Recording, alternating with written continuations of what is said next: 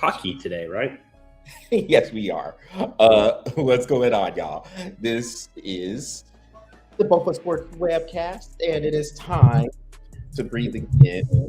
Um, you see Patrick with me, Charles, and we are streaming on YouTube, Facebook, and Twitch.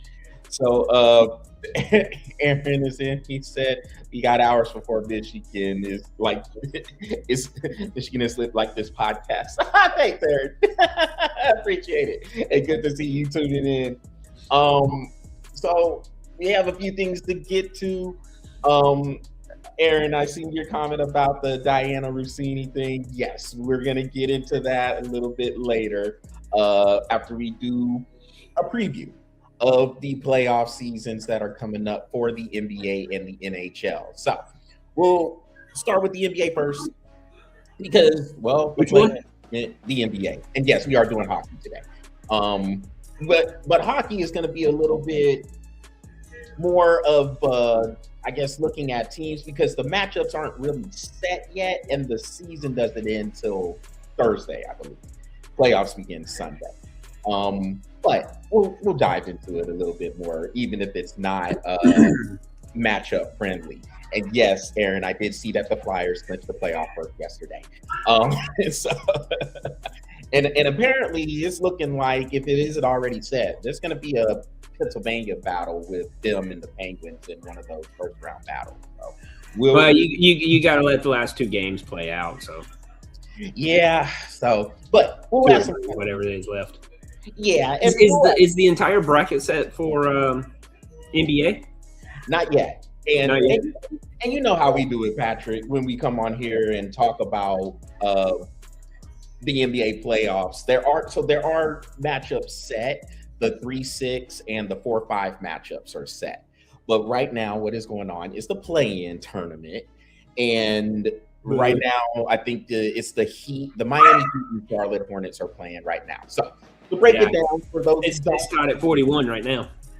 Yeah, and so to break it down for those who don't know or maybe need a refresher of how the matchups work.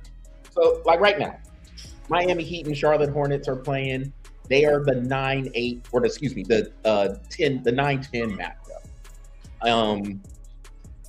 The winner of this game will face the loser of the 7-8 game, which in the Eastern Conference is the Orlando Magic going against the Philadelphia 76ers. Now, the 7-8 matchups, whoever wins those games, they automatically get put as the 7th seed, and they will face the respective 2 seeds. In the Western Conference, it's the San Antonio Spurs.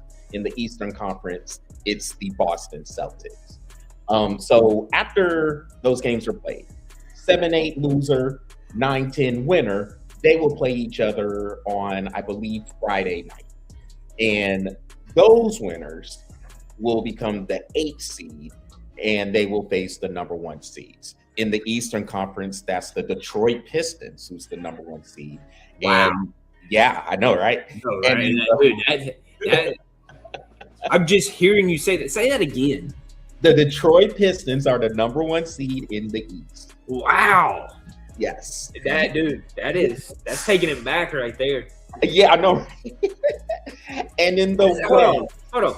A moment of silence for those Detroit Pistons. Okay, we're good. That's just crazy, man. I have not seen the Detroit Pistons at a high seed like that in years. About a decade and a half, man. At least. Yeah. Congratulations to them, man. They've been playing some good ball, too. And they're building because they made the playoffs last year, and they had that first round loss in 6 games. It was a pretty tightly contested series with the New York Knicks, but the Knicks were able to put them out in 6 games. But in the West, your number 1 seed is the defending champ, OKC Thunder. So that is the breakdown of the play-in tournament. Right now, the Heat are playing the Hornets. That is your 10-9 matchup in the East. Tonight, it will be later on tonight. It's the Portland Trailblazers and Phoenix Suns who are playing in the 8-7 matchup. And again, the winner of that game, they will be the 7th seed. They will see the Spurs in the first round.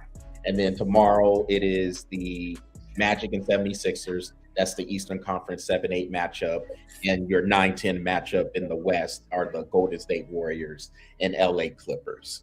So, I'm happy for one thing. what's that? The Hawks are not in a play-in tournament right now. You know what I was thinking about too, as you saying that, the Heat seem to be a charter member of the play-in tournament, and oh yeah, dude, they're like every play-in tournament goes through Miami. Yeah, and also the Warriors are becoming a pretty charter member here. Now I get it, the Warriors have been a little injured, a little beaten up and stuff, but this is I know they were in it in 2021. They were in the play-in tournament in 2020. Actually, last year. Last year they were in it. No, Aaron makes a good point. It goes through Chicago. The Bulls have been in there a lot too. Absolutely. Look, all I can say is Atlanta makes it there every year, and they're the first one to go home. Like, you know what? We get a series this year. I'm excited. We get a series. Nah, dude, the Warriors have been in there 2021. They were in there 2 years ago, in 2023, last year, and they're in it again this year. The Warriors have been making some nice, healthy appearances in the play-in tournament. Mm-hmm. So between the Warriors, Bulls, and the Heat, they seem to be there. Like, props to the Hornets, because the Hornets haven't been relevant in a long time, and at least they getting a little bit of airtime finally. Yeah. So about those series, Patrick, remember, so the 3-6 and the 4-5 are already set. So we'll start in the West. Since your defending champion is in the Western Conference, you know how we do with that. One of these days we'll change it up and just say, we'll talk about whoever.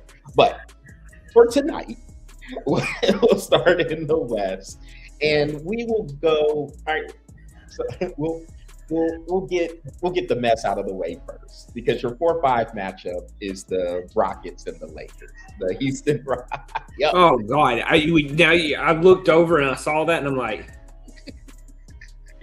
yep. What is that? That's a waste of airtime.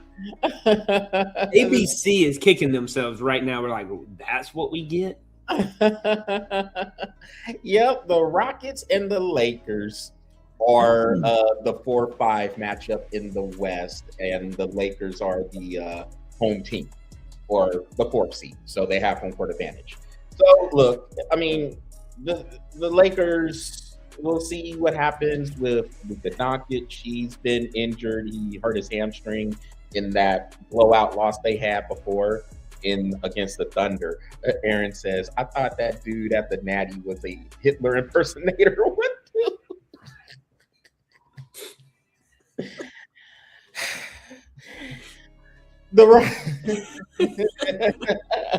Yeah, Charles, keep us on track with that one. I'm just gonna wait and see. Wait and see. We'll address that later, Aaron. The Rockets and the Lakers. So, the Lakers have been injured with Luka Doncic, and they're missing Austin Reeves, and it looks like Austin Reeves is going to be out for a while. They're talking about at least until sometime in May. And the Lakers, what ended up happening to Austin Reeves? What was his injury? He messed his oblique up. Oh, yeah, that's what he got. He got turf toe. No, I think it's like a 4 to 6 week injury is what they're saying. Luka apparently went over to Europe to try to get some stem cell research for his hamstring. So we'll see what status he's at as well. But other than that, the Lakers, look, they have a bad coach in my estimation in JJ Redick, and they have 41-year-old LeBron James playing, and he's playing against 37-year-old Kevin Durant and the Rockets, who don't have a guard really to handle the ball. So they're trying to depend on Amin Thompson, who's a great player. Amin Thompson is a really good young player. He's not a ball distributor like that. He's just not. Yeah. And then they have Alfred Şengün in the middle. So this matchup, I mean, it's one of those things. I guess we'll see how it materializes. But for me, Patrick, I just think the Lakers are too beat up. Look, I didn't have the Lakers doing much anyway, even if they were healthy. But with these injuries, I think Houston will probably win this series. If they were healthy, I would probably give the Lakers a slight nod over the Rockets. I mean, with Luka, I give them the nod. I'd say Lakers would have won that one. I mean, Austin Reeves, if they have him too, I mean, like that's just those two. The Lakers need those two. Without those two, they're nothing. Aaron says Redick makes David Braun look smart, or whoever the guy LeBron fired after that 1 year. You're talking about the dude. You're talking about every year LeBron fires a head coach. He finds somebody to blame other than himself. It's David Black is who you're talking about, Aaron. he said David Braun or whoever that guy LeBron. Russell Williamson. Yeah. Who's Russell Williamson? David Black is the coach that you're thinking about. But I knew where you were going with it, Aaron. He said so close. Darn. I mean, look, if he was memorable, you would have remembered his name. Yeah, exactly. You know what I mean? Whatever. David Braun, David Black. Whatever. So yeah, the Rockets, I think, because the Lakers are pretty beaten up, I guess, in terms of on the injury front, and they have a terrible coach in JJ Redick, because we remember JJ Redick, he doesn't like to play players. You can never forget last year in that game 4 where he played the same 5 guys in the half. So yeah. in that loss in the series against the Minnesota Timberwolves. So and it just, Redick looks like a guy, he's overwhelmed. He's not ready for that position. And I think they'll get bounced by the Rockets. I wouldn't be surprised if he did get another year. What's going on, Luna? Patrick's dog. And so I don't. We'll get some airtime. Get some airtime. So I don't think he said, oh, so that's where Sienna got the game plan against Duke. Yes, Aaron, exactly. Because Sienna didn't even put another person in until about 3 minutes left in that game. They ran with 5 players at whole time. Still almost beat Duke, but they still ran with 5 players. But yeah, I just think the Lakers they're going to get bounced out. Wouldn't be surprised if they did try to give Redick another year, because they'll use those injuries as an excuse. But the Lakers just don't have a good team. And so even if they were to get out of this series, they were going to get ran out by, and it's the 4-5 match. Yeah, they would have played the Thunder. They'd play the Thunder and they'd get swept. Yeah, so yeah. Which actually would be fun to see, just to watch the Lakers just get swept. I can't stand LeBron anyway. Oh, we know. And so everybody knows I don't like that dude. So there's are we picking the series? Are we picking them like we do every year? Yeah, I'll go to Rockets in 6. You got the Rockets in 6? Yeah. Because of these injuries. I mean, dude, look, I'm gonna go Rockets in 5. I'll go Rockets in 5. I just don't see what is LeBron gonna do with Bronny. He's got to have a fall guy, and there's nobody to fall. Nobody's there to fall on LeBron's grenade. So yeah, I'm gonna go Houston in 5. I don't see the Lakers doing much of anything in that series except for cherry picking and complaining. There's nobody to throw the grenade on something. Gonna throw it on his son? Yeah, he's gonna try to throw it on his son and be like, he throws it above his head and he's like, it's so terrible.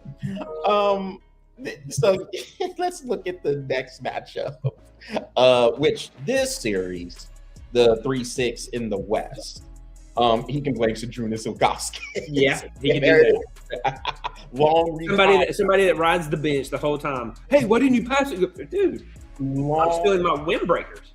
Long retired Sadrunas Ilgauskas, right?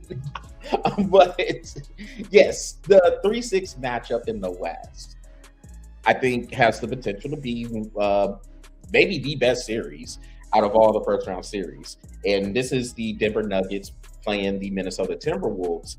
So these two teams, besides being in the same division, whatever that means in the NBA these days, but they have played in the playoffs recently. In 2023, Denver put Minnesota out in 5 games. And of course, 2023, Denver won the NBA title. The next year, Minnesota got some revenge, ended Denver's reign, winning in 7 games in the Western semis. And that 7th game was in Denver. So Minnesota was able to win that without home court advantage. And he said, I really need it to not run out of gas this year. Well, Aaron, playing this Denver team, he can't play 40. He can't play all 48 minutes. Yeah, I see him running out of gas, man. Because it's just too much. Denver's that team. I know we have talked about OKC. We've seen what the Spurs have done this year with Victor Wembanyama in charge. But Denver has the championship pedigree, and this is as healthy as they have been pretty much all year. You know what Nikola Jokic can do. He's a perennial MVP candidate, 3-time MVP winner. And then you have Jamal Murray, who's one of the best clutch players. Yeah. I mean, dude, nobody throw a towel on the court better than Murray. He has his moments, but he does have his moments. But I mean, that's a clutch towel throw. I mean, you throwing a towel the way he threw that towel onto that court, dude, that was clutch. The sore loser throw. But clutch, bro. It had to go on the floor, and he made it. and Denver has Aaron Gordon back, Cam Johnson's back, who can provide the 3-point shooting. So that Denver is looking pretty prime to maybe make a deep run here in the playoffs. Minnesota, as Aaron mentioned, you have Anthony Edwards there. They're going to need other contributions from Naz Reid, Julius Randle, Jaden McDaniels is going to be real key as well. And I think it's just going to be a good series because of the familiarity they have with one another. But just Denver, with what they're bringing, he says, I'll take the over on an Aaron Gordon stupid miracle buzzer beater this year. So he's talking about last year where Aaron Gordon basically just tossed it up and it hit the backboard and went in against the Clippers last year. But I think Denver, simply put, is the better team. And yes, if the Timberwolves are going to win, they are going to need pretty much a miracle performance, a Superman caliber performance from Anthony Edwards. And I just don't know if there will be enough gas in the tank for him to provide that. So I do have Denver winning this series, and I'll go 6 games. I agree with you, man. Look, Minnesota has the talent there. I do think they need a few more pieces there to really compete and contend with, especially like the Western Conference and how strong it is top to bottom. But like you said, man, Ant is going to have to come with all the tricks to win that series. But I'm gonna go Nuggets in 7 because I do think Minnesota is strong enough to take it to a 7-game series. I do feel they're strong enough to do that, especially if they play really well and play smart. I mean, Aaron said, we really don't need him to get gassed. If they can play him right and he can average about 42 minutes in those games and they can play, get ahead a little bit, they might be able to pull the series out, but it will take all 7 games for them to pull it out. But I do feel it's going to take all 7 games for Denver to do it as well. And like you said, we know what Jokic is bringing. Yeah, I mean, this dude is a well, I was going to say he's a running triple double, but he's more of like a quads strolling triple double. I guess. I mean, he really doesn't run too much. But you know, he's a great basketball player. He's smart, dude. His on the court IQ is, I mean, like, he's just so smart when it comes to basketball and how to play it. And I think that gives them the nod, and I'll give it to Denver in 7.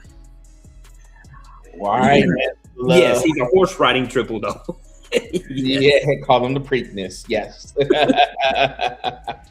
Yep. Well, let's head on over to the East. We ain't gonna do these 1-8 and 2-7s. No, because we don't know the matchups yet. Dude, we already know who's gonna win. Yeah. I got the Thunder and the Spurs. There you go.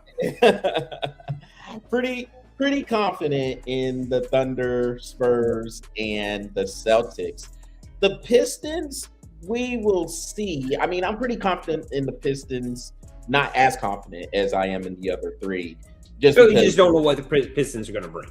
It's new. I mean, it's new for them being the number 1 seed, and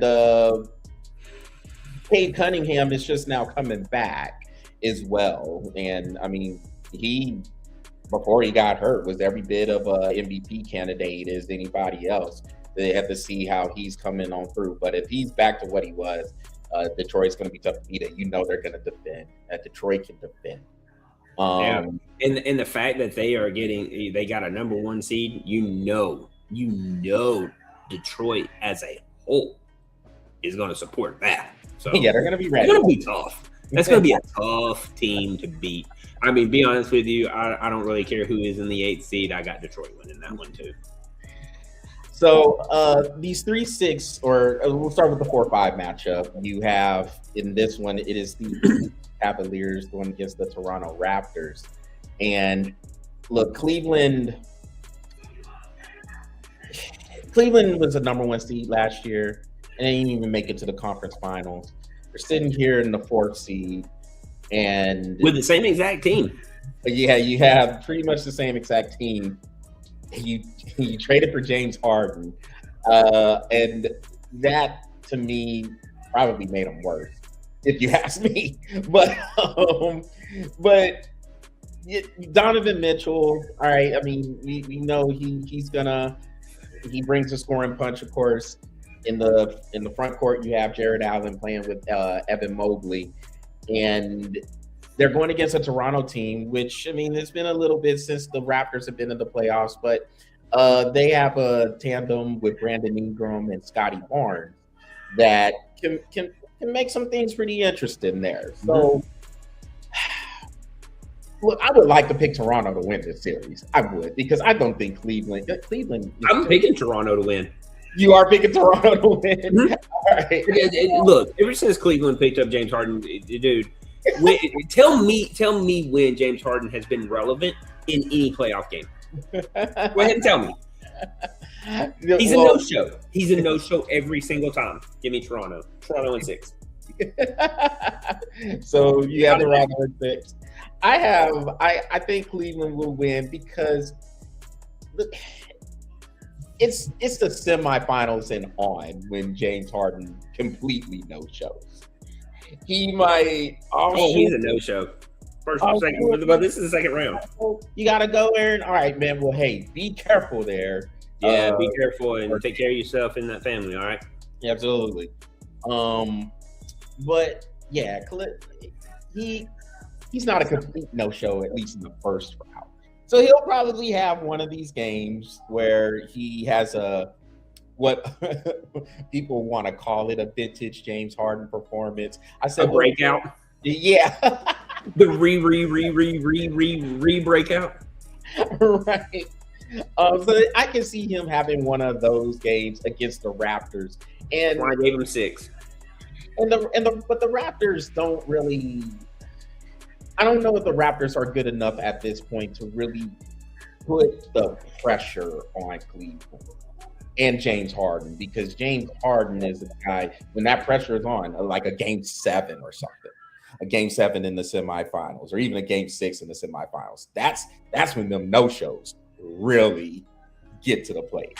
I don't know if Toronto is good yet. I don't. Where's James Harden? Yeah. Right here. Yeah. In the 4th row where nobody can see me. I don't know if Toronto is necessarily good enough to really provide that pressure. I think they'll win a couple of games here. But yeah, I think Cleveland, you know what? I'm gonna go 7. I think the Cavs will win in 7. It wouldn't surprise me if Toronto was able to pull through and win that series. But I think Toronto's just a little bit young, a little bit inexperienced in these games, and I think Cleveland will be able to capitalize on that, at least to the point where they can get out of this series. And then the 3-6 matchup, your Hawks are playing the New York Knicks, and look, Patrick, I'm gonna say this. You know who I'm going. Yeah. I got to. I'm gonna try it. I got to. You said I gotta try it. I gotta try it. Yeah, there we go. I gotta try it. But look, this is a dangerous series for the Knicks. Atlanta, to close the season out, was one of the hottest teams in the league. Mm-hmm. What they have with Jalen Johnson and the find in Nikolai Alexander Walker, he's been. I mean, they signed him for a pretty team-friendly deal from his days with the Timberwolves, and he is just taken off. Yeah. And Dyson Daniel is a good player as well. And McCollum not having that pressure on his shoulders, he just gets to play freely. Veteran leadership, too. Yep. Veteran leadership. A guy who has been through these playoff battles as well, kind of showing the way. So I really like the mix Atlanta has. I think the disadvantage for the Hawks is probably in the front court. And I can see, well, depending on how Karl Anthony Towns shows up, he can take advantage inside. Mitchell Robinson on the rebounds especially can really hurt the Hawks, getting those second chances, kicking it out to Jalen Brunson or the Cal Bridges or any of the guards the Knicks have. I think that's a pretty distinct advantage the Knicks have inside, and I think that will probably be too much for the Hawks to overcome. So I'll go Knicks in 6. Whew. Yeah, I'll go Knicks in 6. I think the Hawks are gonna bring it. I think the Hawks are going to give the Knicks a lot of problems, but the Hawks have to run. I think they have to turn this into. They have to play Hawks basketball that they have been playing. And here's the problem with that: the Knicks know how to slow the ball down.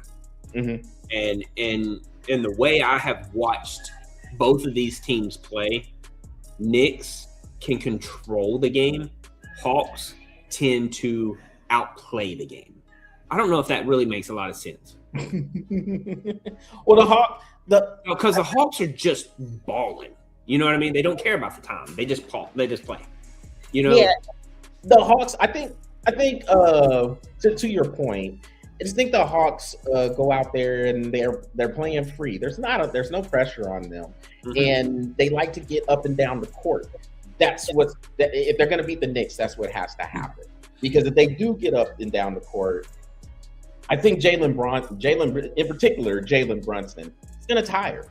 Yeah, because the Knicks, even with Mike Brown, remember they made the head coaching change. They had Tom Thibodeau there, and they replaced him with Mike Brown, which to me isn't really much of an upgrade. You're still going to have a pretty short bench. So if Atlanta is able to run more and get out in the open court, I do think that is where the Knicks can get into some issues. Yeah. But yeah, the inside, the interior is where the Knicks probably have a pretty distinct advantage, a decisive advantage, actually. And I think that would be enough for them to take that. And I agree with you 100%. But I don't know. I either think. Sorry, it's posting time. I either think that the Knicks is either going to win this series in 5, or Atlanta wins it in 7. I don't know if this is a 6-game series, man, because like you said, that distinct advantage that the Knicks have can be such an overwhelming advantage. Hawks may not have an answer for that. They might win 1 game, you know what I mean? But can they continuously have that answer? And that's where it's going to get questionable. So I mean, I'm even looking at like the Knicks. If the Knicks, I look at it like this: if the Knicks win, they either got to sweep Atlanta, or they got to win them fast. 4 or 5 games. That's it. If Atlanta gets to a game 6, I think Atlanta has the advantage with the youth. That's where I'm like, if the Knicks are going to win, they got to take them out. So with that distinct advantage that the Knicks have, they better utilize it. With Atlanta youth, with that veteran experience, I feel like Atlanta has the endurance ability to win this series, and that's the reason why I'm going Atlanta in 7. Because the Knicks like you said, dude, they're a really good team. They're not in the 3rd seed for no reason. They're a good team. So Atlanta is going to have to do exactly like you said. They're going to have to run.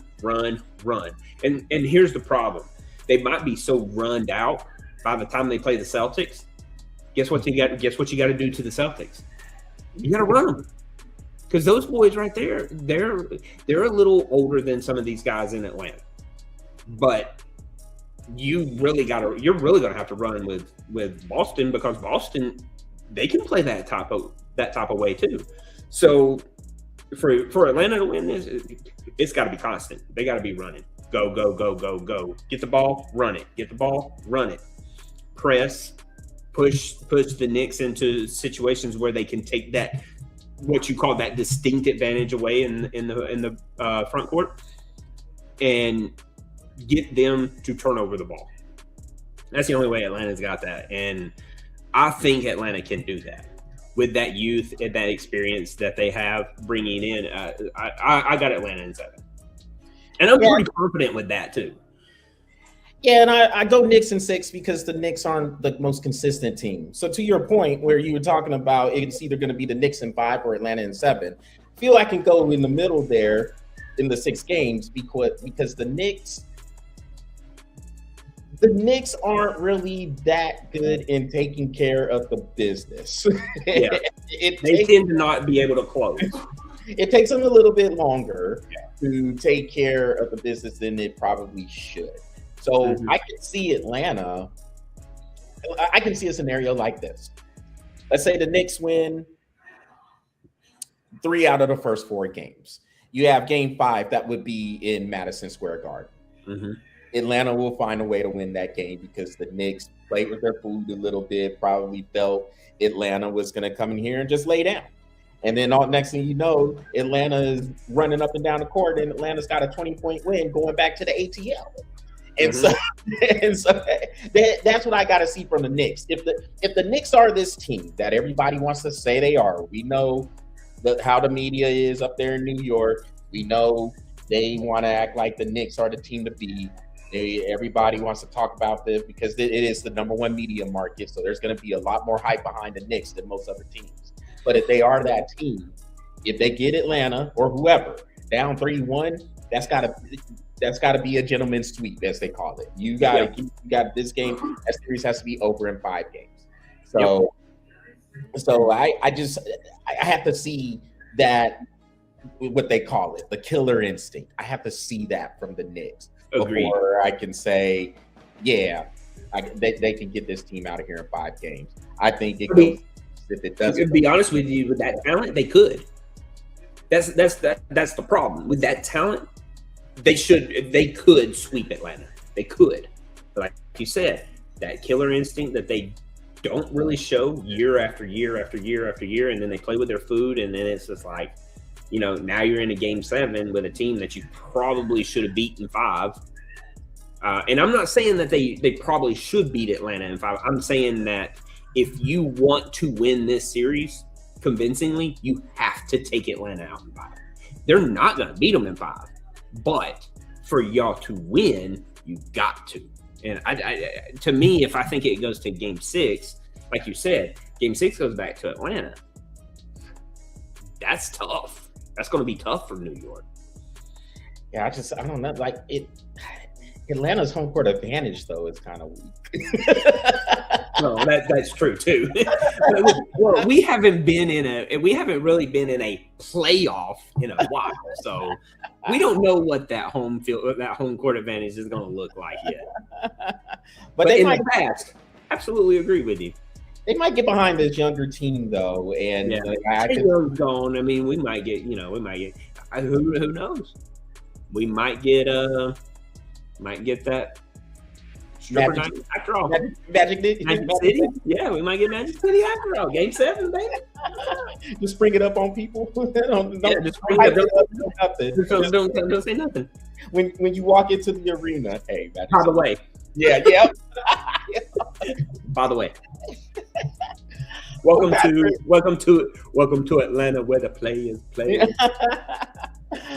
Well, Patrick, let's go on over to the NHL. And before we do, we got to pause on that and give a huge shout out to Roy McIlroy for winning the Masters 2 years in a row. Has not been done since Tiger Woods. Congratulations on that, because that is a huge thing. Yeah, I remember because people were talking about it like he is when he won the Masters last year, that he was just kind of just playing out the string more or less. He got his career Grand Slam, which in golf, that means you have won all 4 majors, which is the Masters, PGA Championship, US Open, and then the Open Championship, which was known as the British Open. Yeah. And so he won the Masters. He got his career slam. He really hadn't played that well since that Masters win. And here he comes. He's able to win this one. And it looked like he was going to run away with it after those first couple of rounds. Looked like he was just going to waltz to it. He had a 6-shot lead. And then things started the Masters be the Masters. Yeah, things started to kind of level on out. And Scotty Scheffler makes this. Scotty Scheffler shot 11 under par for the last couple of rounds. He was third round par going into the 3rd round. Yep. And he lost that bad boy by 1 stroke. Dude, Masters. Dude, I know it is what it is. I know you hate it. I do. Masters be mastering, dude. The Masters be mastering. well, in this case, hashtag Masters be mastering. There you go. That is a hard course, dude. It just, you look like you're about to run away with it. All of a sudden, 3rd round happens, and everybody's like, even. Yeah, and look, and in this case, we understand what that Masters course is. One day it will, you'll have the firm greens and the putting. Like it's good conditions to putt.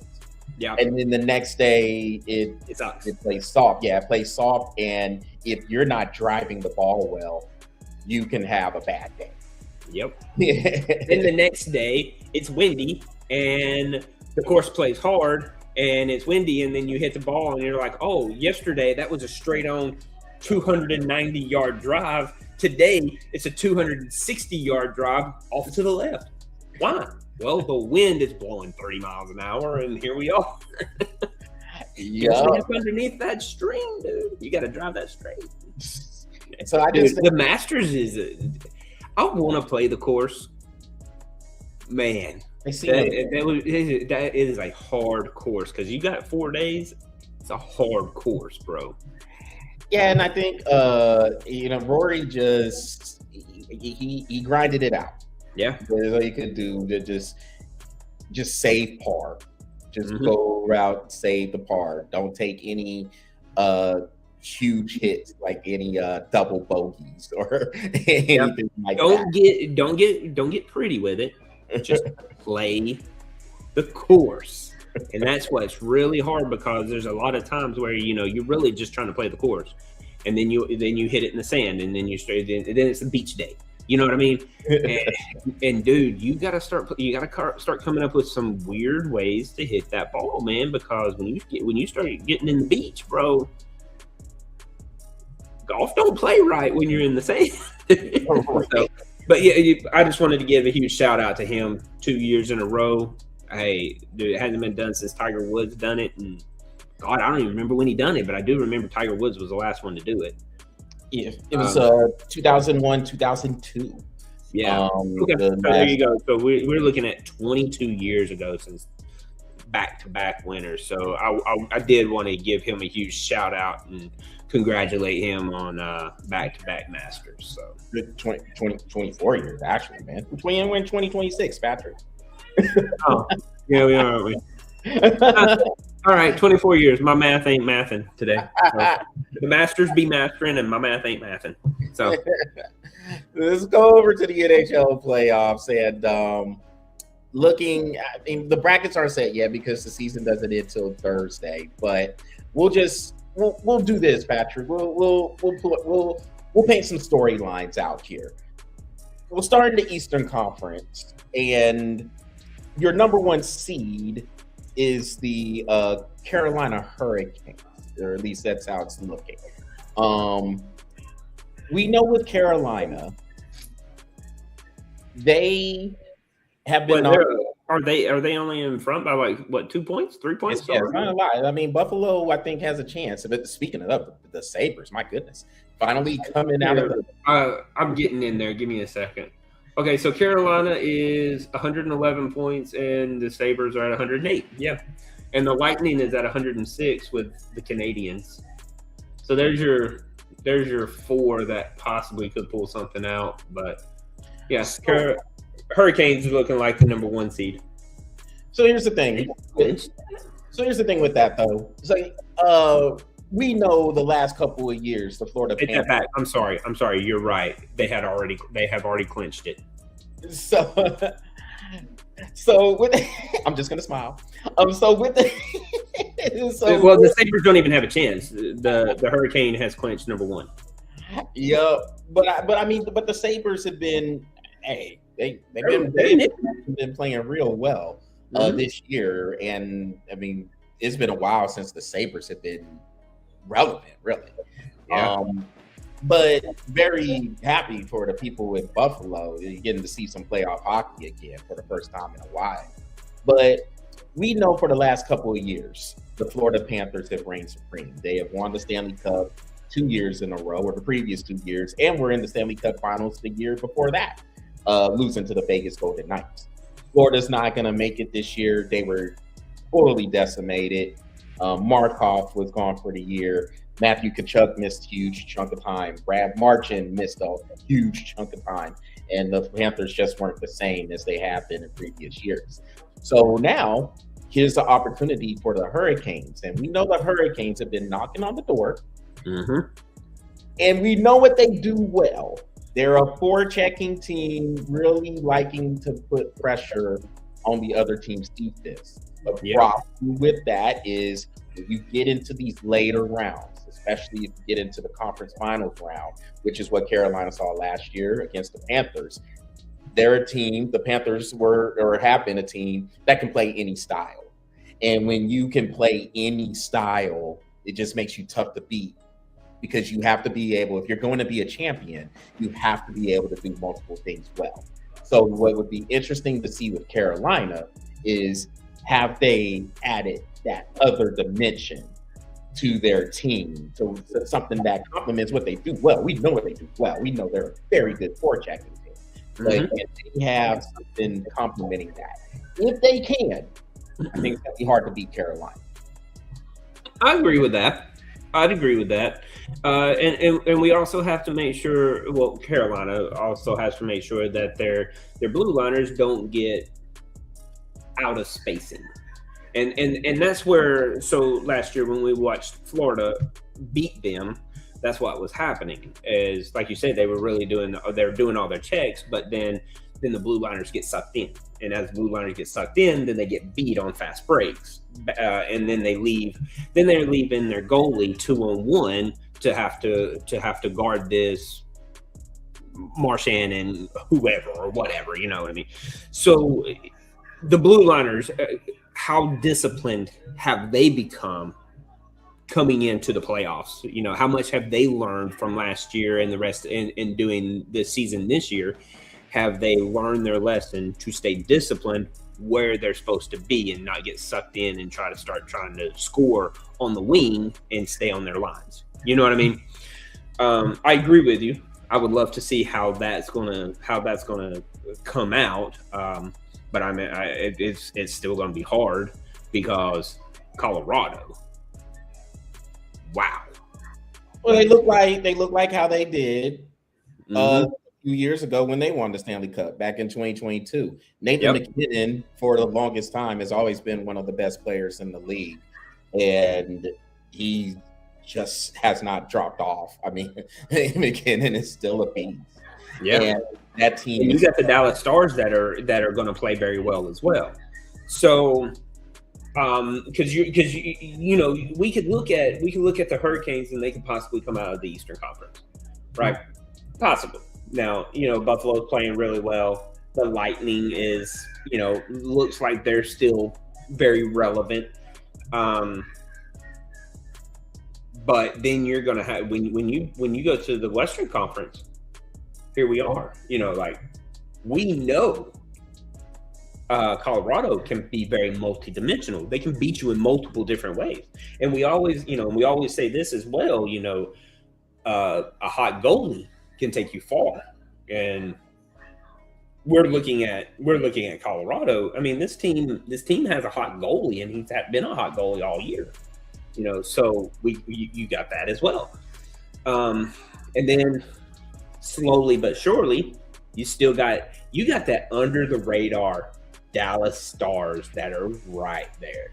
Like, I mean, if you want to look at a team that has just been so overlooked, quietly coming in second in the Western Conference, you know what I mean? So that's going to be very surprising to a team that is not going to be disciplined on their blue line.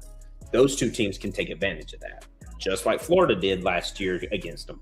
So with all that you said, I'm very intrigued about how Carolina is going to play this year and how disciplined those blue liners stay and stay true to how they play on defense, but add that multiple dimensions and see how well they play. It's going to be very intriguing to see how they do.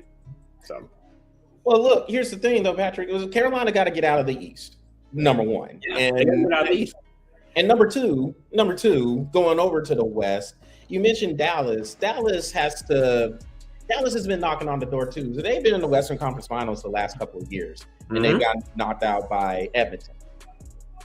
And speaking of Edmonton, you talk about an under the radar team. I mean, I guess as under the radar as you can be as the Stanley Cup Finals runner up the last couple of years.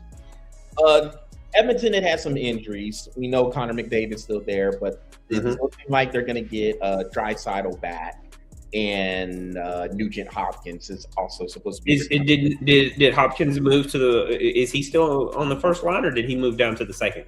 They might have moved him to the second line. I mean, and I guess you could just play around with it. They have a very universal team. That's the reason why I was asking, because Hopkins. But he's been hurt. That's the thing. Like, he hadn't even been in there. Him and Draisaitl hadn't been in there. So they've been trying to just kind of hold things down until the playoffs. And now those guys are coming back. And with those guys back, you got Edmonton that like, hey, wait a minute now. We still here. Yeah. Dude, that's a good point with because Hopkins comes back, and I mean, I'm kind of hoping that he goes to the second line, because man, if he goes to the second line, if he's not been playing there, you know, he goes to the second line, bro. Like, that's 3 deep lines. I mean, and from what I'm seeing, there's only 5 teams that I've seen is this like solid 3, maybe a 4th line. Solid, and Carolina's one of them. Dallas is one of them, and Colorado is one of them. And if Edmonton is like you said, they come in like under that radar, and Hopkins comes back, and who was the other guy? Draisaitl. Leon Draisaitl. So if those two come back, yeah, that's nasty, dude. Because now you're looking at a low seed team that could take out a high seed team quick.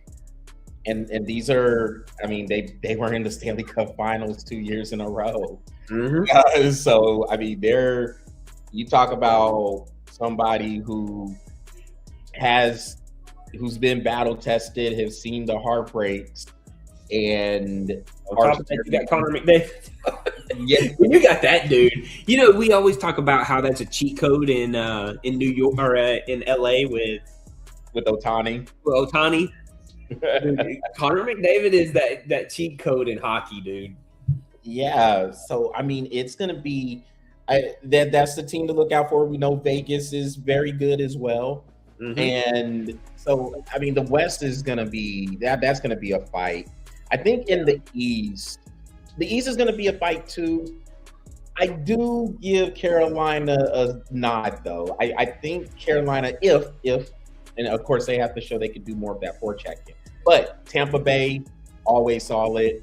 Montreal with their young guns is going to be really dangerous. Buffalo, young team as well, going to be really dangerous. Yeah. So, I mean, I Carolina likes those dirty areas. Yeah. Right in front of the goal. And, dude, that makes for a hard team to beat. So, if those blue liners stay disciplined, bro. It's going to be tough. It's going to be tough. Carolina. Yeah.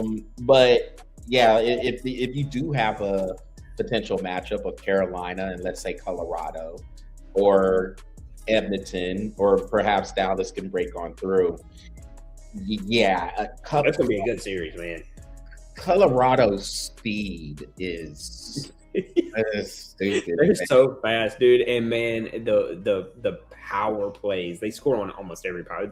Weren't they like something crazy, like 70-something% on the power play this year? Yeah, they were up there. I think I saw something on like a social media that says that they were like the highest in years on power play. I'm gonna have to look that up. Well, so for those playoffs, they'll begin Sunday. The NBA's begin Saturday. Of course, you're doing the play-in games right now, but very exciting times for basketball and hockey fans as these playoffs will kick off this weekend, or tip off or face off, depending on the sport this weekend. Well, Patrick, we are gonna dive into a little drama. We're gonna get into the tabloids a little bit. And one thing about this show is, look, we like to look at what's out there and of course give our opinions, but we're not coming from a place of being just not knowing or not doing some sort of a research. Well, Patrick might, but Patrick always kind of brings it back. But we are not above any of these topics. So if something does come on through that may get a little sorry. I said 70. I meant 17. 17% was their power play. That's still high. That's high. Yeah, still high considering how many power plays are happening and no one scored. Yeah, 17% on power play, dude. Yeah. But one of these times to get into the a little bit of the tabloid, a little bit of the juicy gossip, as they call it, is now. And what you had happened last week, some pictures had surfaced of New England Patriots head coach Mike Vrabel, I guess kicking it, chilling with, well, we'll say former athletic reporter Dianna Russini. I say former because she formally resigned today. More on that whole thing in a minute, but these pictures come on up, and now you have some things that are going on in terms of goodness. What are the ethics here? What's going on with the relationships? And it gets really grimy, it gets really dirty, and everybody's personal business is just aired out like laundry. So here's the thing though with relationships. So I'm gonna say this, and this isn't me trying to be the gospel. This isn't me trying to say what is right and what is wrong. This is me painting the picture of what we ultimately like to paint here on Both of Sports. And I know Patrick can attest to this. Sports is part of life. It's not life itself, but sports is part of life. So some of the stuff, most of the stuff, well, hell, all of the stuff that you see in sports is pretty much a reflection of life. And you see these figures out here chilling at a luxury hotel spa out in Arizona. This stuff happens all the time. People are dirty about their business all the time. So that brings me to the relationships, the relationship part. What might have been known as acceptable before is probably not that way now. Back in the day, it was about those vows. Till death do us part, for better, or for worse, or for sickness and in health. And I bring those vows up because both of these people, both Vrabel and Russini, they're married. So keep that in mind. But relationships now just don't have that same meaning, and they mean different things to different people. So now you have girlfriends and boyfriends with husbands and wives on the side. You have I like how you put husbands and wives on the side. You have, it should be the main part, but okay. There it is. Yes. And so you have swinger relationships that are going on. You have third parties who come involved, and it's whatever those people deem acceptable for the relationship to be healthy, to be something that could last for a while. So that's not to say that what I guess Russini and Vrabel are, I guess, accused of doing in the court of public opinion. That's not to say that it's justifying it. I'm just saying there are different definitions of what a healthy relationship is. And if they are having issues with their significant others, and maybe they are working on a divorce, who knows, but maybe they already knew about this and the other parties were okay with it. We just don't know. So that's the personal and the relationship part of this opinion. Now here's the ethics part. And if you are in the business of recording, or whatever business you are, if you have some clients, it's probably not a good idea to get caught up with your clients in a luxury spa out in Arizona. You might want to be a little bit cleaner about that. And so if you are out there, it's just a smidge, right? Just a little bit. Just a little bit. And so, or a lot of bit. How about that? A lot of bit. And so if you get caught with hanging out like this, that is going to call the ethics, the professionalism, all those things that are in every walk of life's code of conduct. You in a workplace, there's a clear code of conduct that you pretty much have to adhere by, or you're probably going to lose your job. You're probably going to get fired. And this is what happened with Dianna Russini. We'll see what happens with Vrabel. I don't think if you were to ask me, I don't think the Patriots are firing him, but we'll see what comes up. I'm not going to say no. I'm not going to say that it's out of the question that he would resign or get fired from this, but I just don't see that happen. Well, I mean, dude, in the past, it's a lot of resigning when this happens. A lot of resigning. I mean, let's go back to what Urban Meyer did in Cleveland. I mean, he's in Jacksonville. He wanted to Jacksonville. That's what it was. Yeah, that's what it was. He was up in Ohio doing what he was supposed to not do. Yeah, that's what I was meaning. But look at what Urban Meyer did while he was at Jacksonville. I mean, that ended up ultimately being him resigning. You know what I mean? So, I mean, I'm not going to sit here and say that it's out of the question, but I do feel like it is going to be a resign. There has to be what do I call it? What do I tell my kids?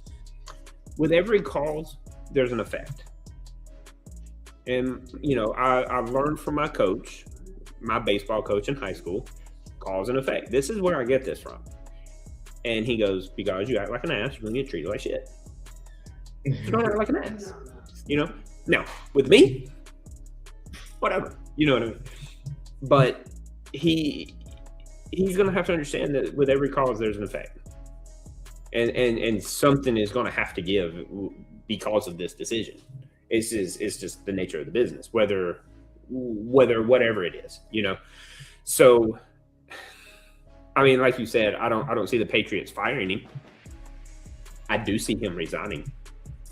You know, Patriots write his resignation letter for him. Like, just read that.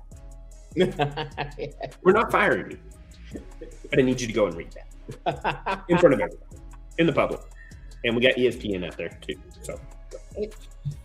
And Patrick, here's the thing with this. Again, to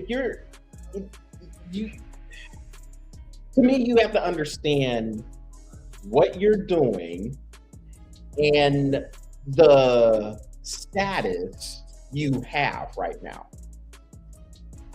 And also the timing of it. I say the timing because these pictures came out with them being out in suburban Phoenix. The NFL annual meetings were just there. So of course you're going to have a whole bunch of people, journalists, lawyers, of course all your NFL representatives. Of course you're going to have a whole bunch of those people there. There's going to be a lot of noses where it doesn't need to be. Yeah, this is reckless. I'm sorry, this is reckless. And they got caught. So when I read Dianna Russini's resignation letter that she sent to the executive editor of the Athletic, which is where she was working before all this happened, and of course she was on ESPN doing reporting for them before she came over.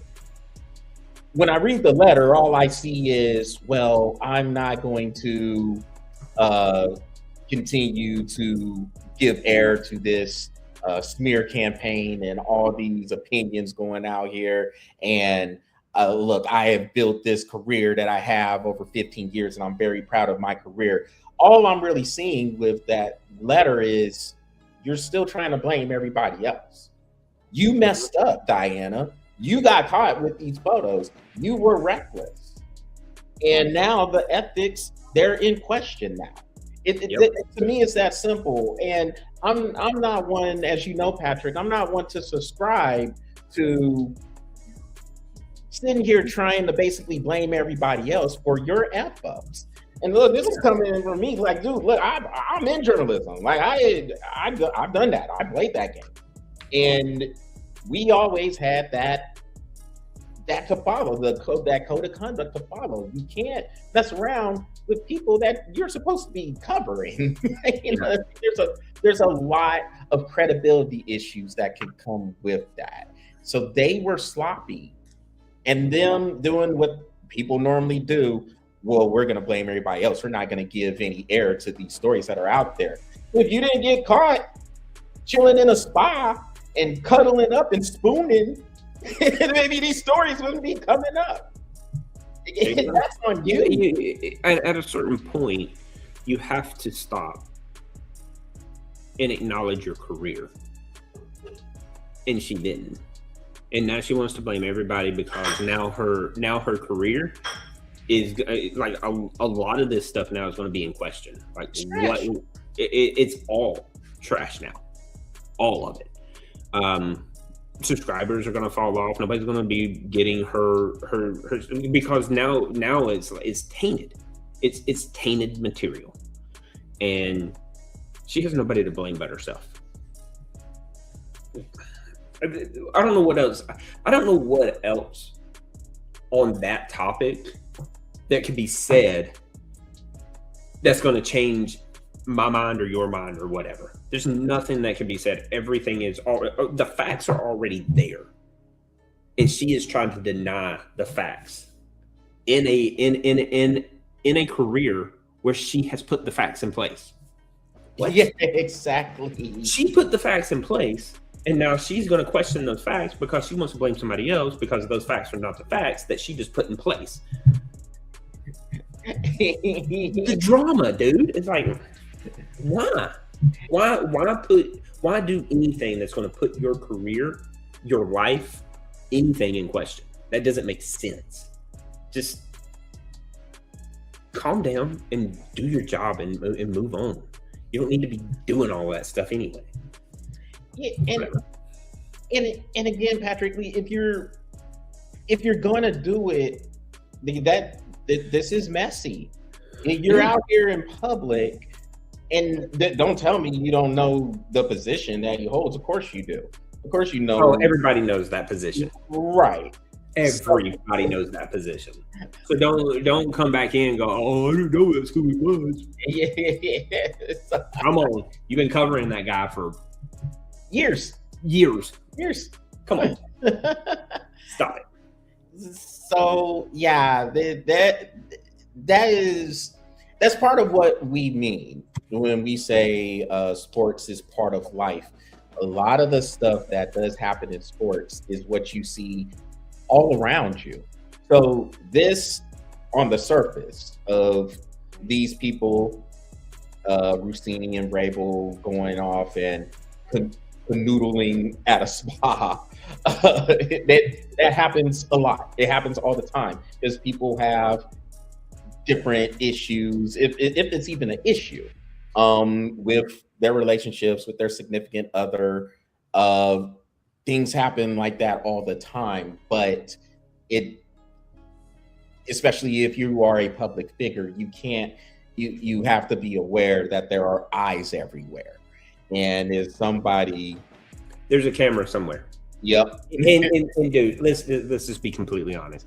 In a world, in particular, America, where how many people's in America? 440 million ish. Yeah, we'll go 335. Okay, 335 that's relevant, that has a phone, right? Okay. Out of 335 million people, it's your third most populous nation in the world, behind China and India. So there we go. Okay. So both of sports fun facts. There you go. All right. So with 335 million people, that means roughly 300 million have a phone. What does a phone have on it? A camera, a microphone. And you're going to sit and tell me, like, you're going to be This is when we start giving Dookie looks. Yeah. you have to be cleaner about your stuff. GPS location, cameras, audio. Everybody in America is a social media influencer. There you go. All right. So there's a camera on somewhere, and you don't think that's going to get posted? I mean, dude, I'm sitting here listening to this story, and I've read a little bit about it because you told me, I wanted to be ready for this one because, I only read a little bit on it.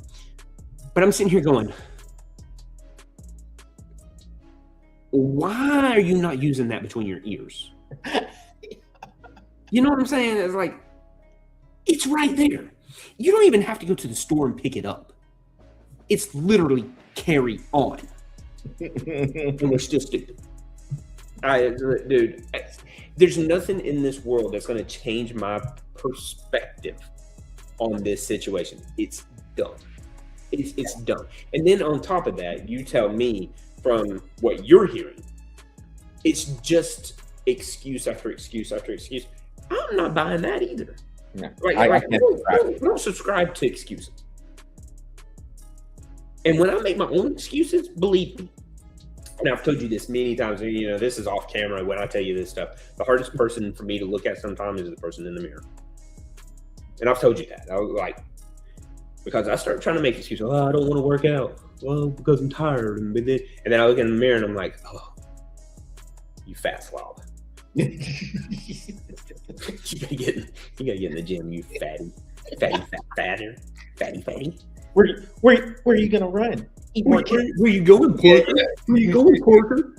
You know, but at a certain point, I'm like, the only person I have to blame is myself for that.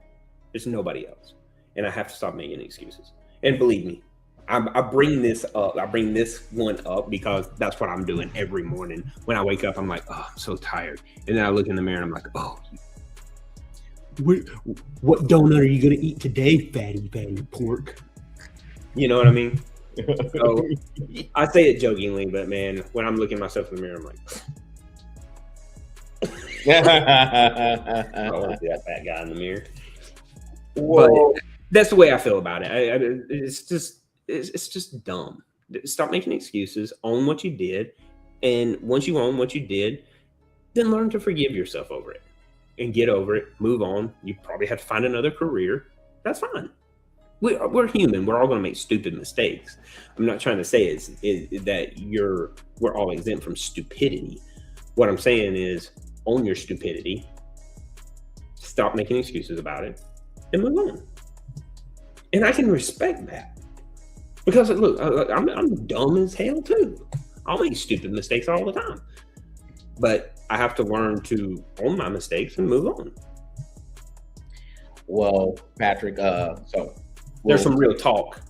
That got real. We were all having fun, and then it got real. So we'll leave it on that note, and shoot, with us, we'll probably bring it back up next week. But also, before we head on out, well, we'll have jokes about it next week. So next week we'll talk about the NFL draft, and also talk about with the NFL draft, because it just doesn't seem like there's a whole bunch of hype behind it as it has been in years past. Maybe it's because of the quarterbacks or whatever the case. I don't know. But it doesn't seem like there's a whole bunch of hype with it. But we'll talk about some of the draft choices coming up as the draft is happening next Thursday. Yeah, next Thursday, the 23rd, from Pittsburgh. And then we'll tease another conversation. So we're going to have another conversation, Patrick, about numbers, because they always say numbers never lie, but they don't always tell the whole truth. Yeah, that's what I was going to say, but they don't always. I mean, sometimes they bend a little bit. Yeah. That 5 does bend some, and then you flip it over and it's a 2. So we'll talk a little bit about the numbers, and also, and I think maybe more specifically, which I think will really drive this particular conversation, how people bend those numbers to have their opinions come on through. And so, bend those numbers so they don't have to pay taxes. Yeah. Don't know if the IRS will come on up, but it might, knowing us. Oh, dude, anytime we start talking about money, I got to say something about the IRS and that scandalous bull crap that we have to do. Tax day tomorrow, y'all. So I have to file an extension. Public service announcement there, just in case. Yeah, tax day. Yeah, just in case. Get your taxes done. I'm not going to say that because I have to file an extension. But other than that, we hope you enjoyed this edition of the Bofa Sports webcast, and that is what we are breathing on for this evening. Before I do that, what you were about to point out, Patrick, what is coming up for Bro Epic? So we will be posting our last episode of season 4 this week. And we started last week. We started filming season 5. Boy, let me tell you, a little burn. We went to the beach and we had a blast. Though it was a lot of fun. We're doing a 1v1v1 between me, Brantley, and Preston.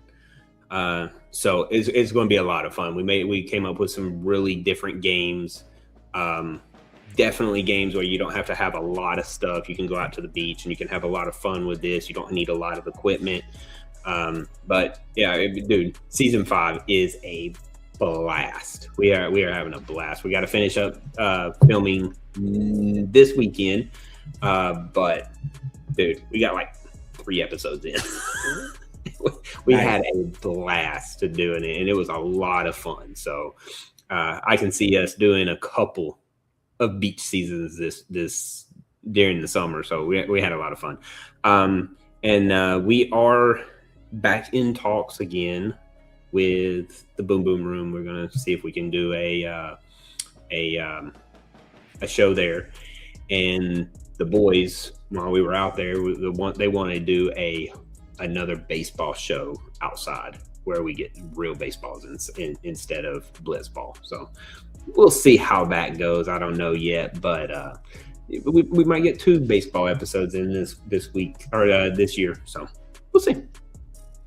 Nice, yes, and like I said, man, you know, I'm surprised you haven't done the beach episodes like more. You're there in Florida, dude. Like, make it out. Well, so here was we didn't know how it was going to be, right? And you know, we got a lot of private beaches and stuff like that we have to deal with. Well, I think they're starting to raise those, and you're not really having to deal with as many private beaches. So we went out there and played, bro, and dude, we're going to do a lot more. It's going to happen a lot more because, dude, it was so fun. We had a blast. We was out there for like 2.5, maybe 3 hours, 2.5 hours. And after we got done, you know, 80's out there taking pictures. Easton was doing video, and it just, we got so much content, dude. So fun. So we're probably going to do like a U-ball tournament out there. I think we're going to try to put together a couple of teams and do a U-ball tournament and do content that way as well. That's what's up, man. And so so now you're ready to do the oh yeah go ahead, I'm ready now. So that will conclude the Both With Sports webcast for this evening, and that's what we're breathing on. So y'all make sure y'all visit the Both With Sports YouTube channel, smash that subscribe button, and follow the Both With Sports Facebook page.